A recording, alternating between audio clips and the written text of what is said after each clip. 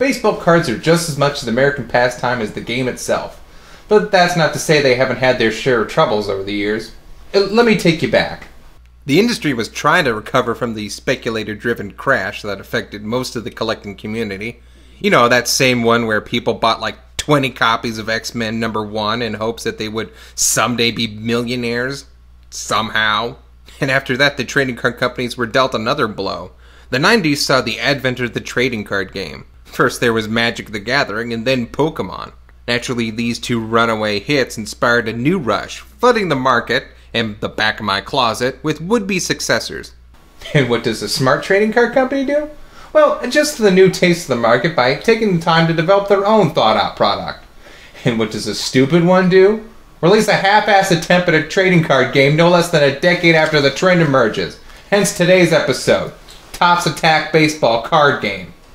Topps Attack was an official MLB licensed attempt at bringing the best of both worlds together by using real baseball players in lieu of monsters, robots, cute creatures, and buxom badasses. But seriously, I was actually intrigued by the idea of a baseball card game.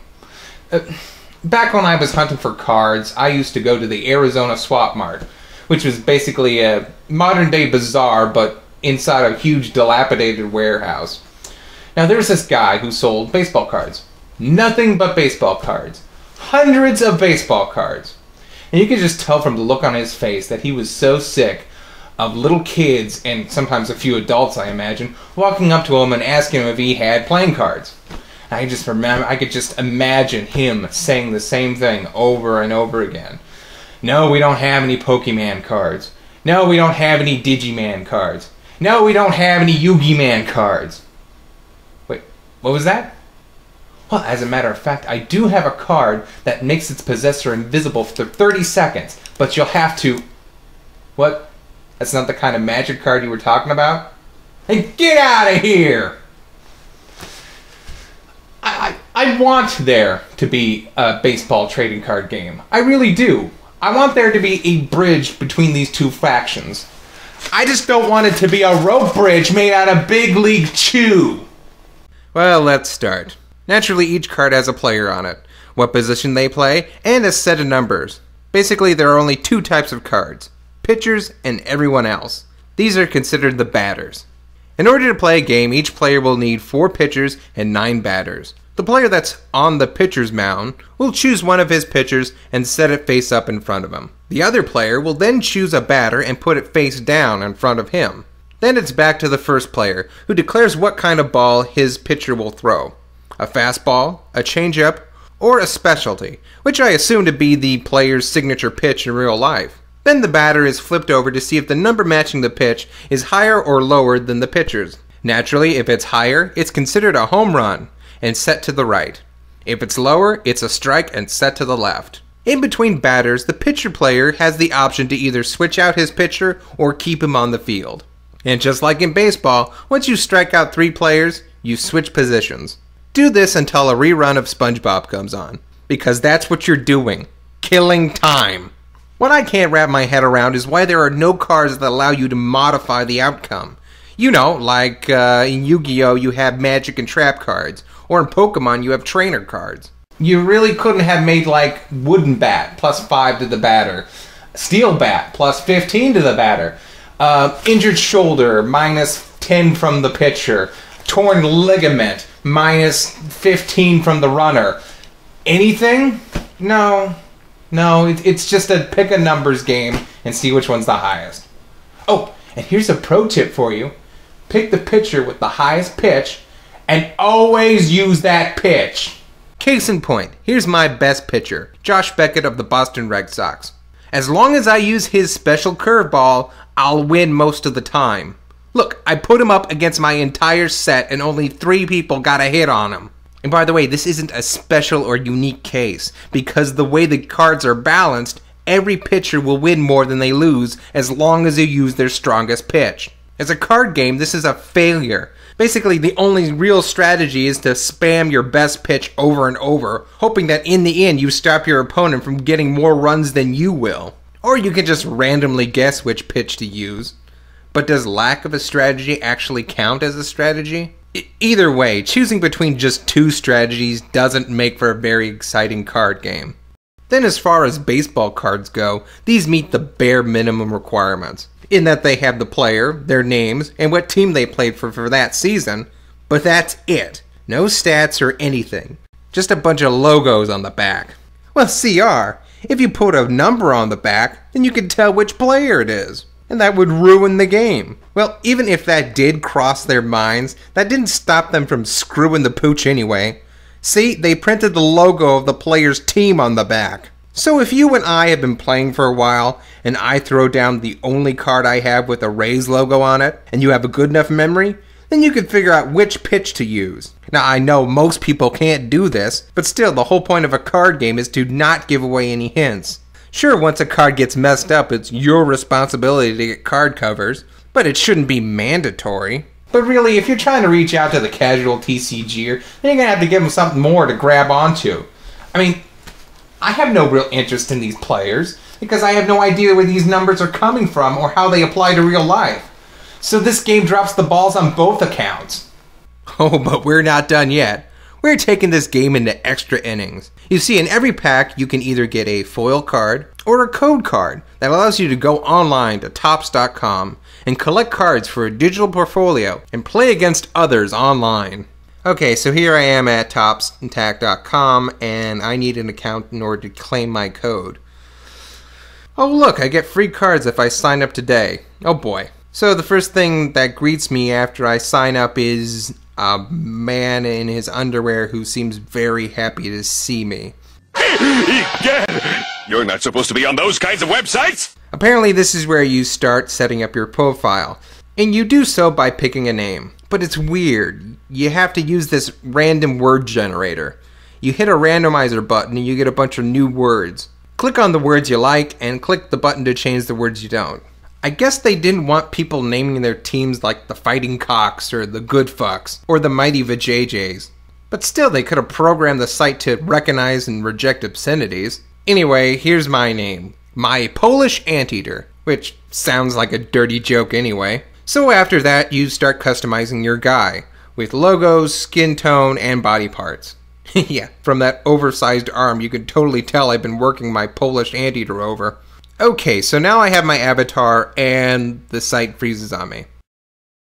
Okay, quick reboot and I'm ready to enter my codes and...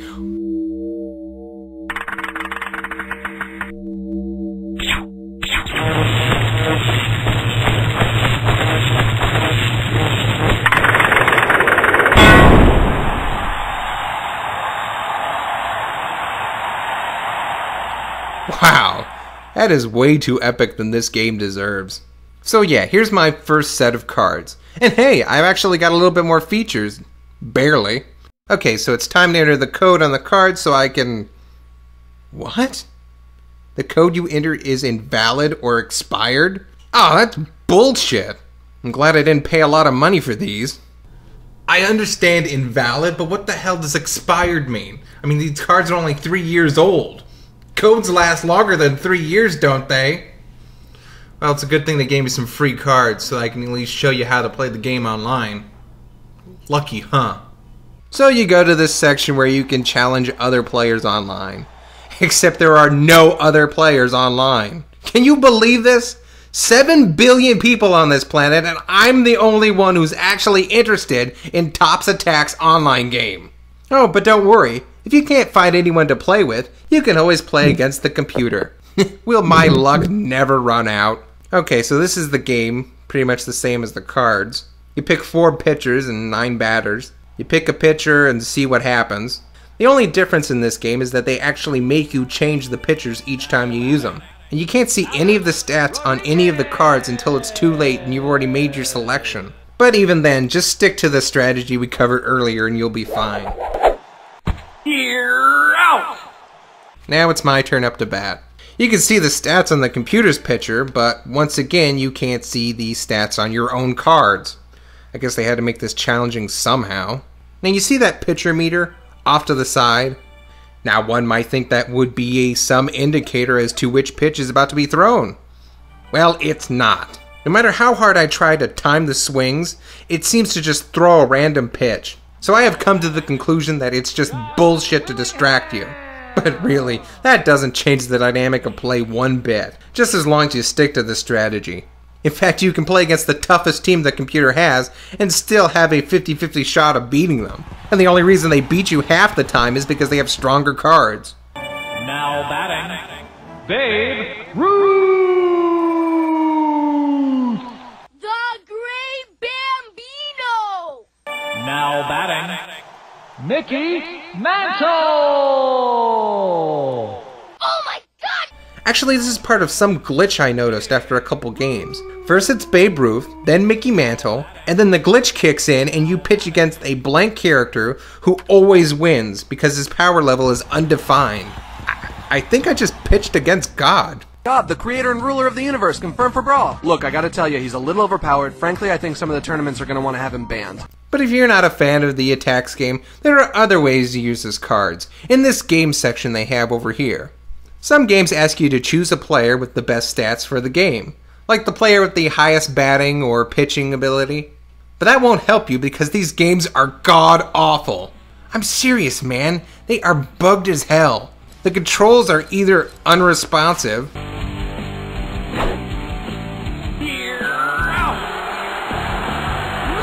Delayed reaction syndrome, or way too responsive. Hello? Where did I just go? And the hit detection is crap. Then there are other games that are so stupid you couldn't even figure out ways to tie in the cards. Like Find the Crowd Member, which is one of the easiest games because the person you're always looking for is the only one moving. But the controls are so shit and the camera darts around so much that you'll get nauseous. And of course there's the mandatory Space Invaders ripoff where you kill angry fans by shotgunning a wiener down their throat. Oh, and what's the one thing that's kept Space Invaders challenging throughout the years? That's right, the fact that the more invaders you shoot, the faster they go. Yeah, that doesn't happen here. Level up? Don't you mean next level? Then there's this one game where you use your avatar to fight against other mascots. All you do is mash the space bar and find and really? A slot machine game? The baser of basics? But they've managed to throw your card collection in there somehow by having you choose a card and oh my god! My card is somehow one of the tiles on the machine! What manner of witchcraft is this? You know, I think it's funny how they're actually promoting violence and gambling in sports. By the way, all these games give you these special points that you can collect, but you can only earn a certain limit of points from each game daily. So don't even try to bother playing easy games over and over. So what do you do with these points? Get more cards? Hell no! You need to get your ass to the store and buy them in real life. Now, you get to use points to buy cruddy graphics for your shithole of a clubhouse. Isn't this fun? First, I don't trust some of these graphics because they look fuzzy as shit. And second, why the huge discrepancy? What makes this picture worth more than that one? Oh, and here's the real kicker. The more you play, the more experience points you earn for your character. I've been playing games and getting video for like an hour and 20 minutes now, and this is all the experience points I've earned so far. Look at the size of that bar, and I did nothing to it. They want me to grind these stupid ass games for no less than 2 weeks in order to raise up 1 rank. At this point, trying out for the actual major leagues seems easier. Now you're probably asking, CR, why'd you spend half the video talking about a website? Well, because it's a selling point of the card game. It's 2009 and you just spent $5 on a pack of cards. You can either get a really good foil card or one of these things. This is your special prize. I can't really get mad about this. It's part of real life, except for the fact that it's bugged as hell. But this is supposed to be a professional website, sponsored by a major sports organization, and they fill it with garbage that wouldn't last an afternoon on Newgrounds? They could have made something really special here, but they just phoned it in and made a website as a patch for their shit log of a game. This whole thing is just one giant middle finger to 2 fan bases. So final conclusion, card game, boring. Website sucks. Concept, pretty original and not a bad idea, but disappointing execution. What do you mean about that? What do they say?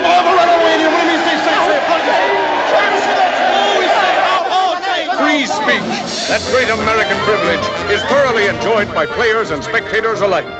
That's why the national sport will always be that good old American game, baseball.